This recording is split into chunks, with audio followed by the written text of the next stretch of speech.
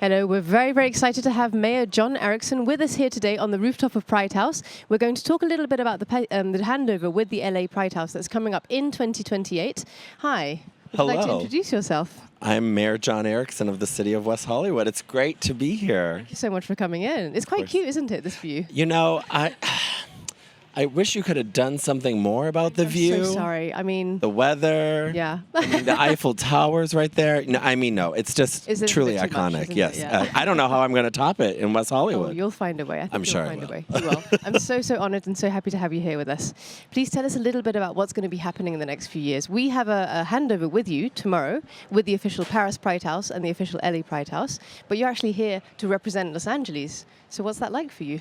We are here making sure that not only we have the beautiful handoff of our LGBTQ sports, athletes, culture, diversity, but it means so much to a city like Los Angeles, to West Hollywood, which is really the LGBTQ capital of the United States, and all that it represents, not only community and culture, but the bringing together of communities and culture from across the world. And to have that type of recognition and to have that type of moment is something that I really treasure. And it's so important. That's really, really nice. Thank you very much. You also have a history as a sportsman. In fact, I believe you still are in sport, aren't you? Yes. I played volleyball in college, and I was an out athlete. I was the first out athlete at my college, actually.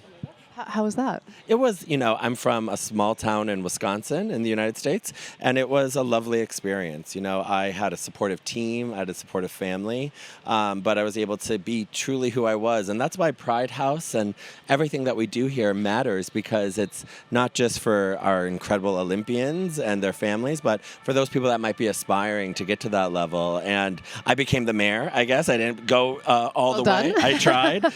But, seeing equality in sports is a big passion of mine, and we have to do all that we can to make sure we create these safe spaces. Absolutely. Do you have any tips or maybe some hope that you can give to those who indeed might not have the same chances as us to be sitting on a rooftop in Paris talking about this?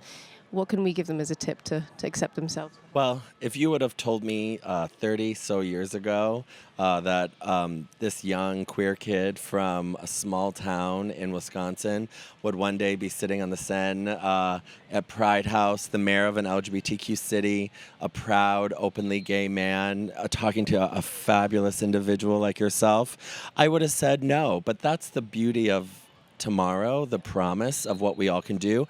And I think it's the promise we make to making sure everyone feels that they have that future, regardless of where you are. And so I'm really, really excited that to make sure that we're doing all that we can to those individuals that are watching on social media, on television, that they know a place like this exists, and there are people there that love them for who they are. Sure. Thank you so much. That's very, very sweet. I'm so excited to see what's actually going to happen in the next few years. Are you able to give us any sort of surprises or secrets for what's going to happen in 2028? Well, West Hollywood does everything big. And Los Angeles is going to be an incredible host for the Olympics. So excited. And our surrounding cities and throughout all of LA County. And Pride House, Pride lives and starts in West Hollywood.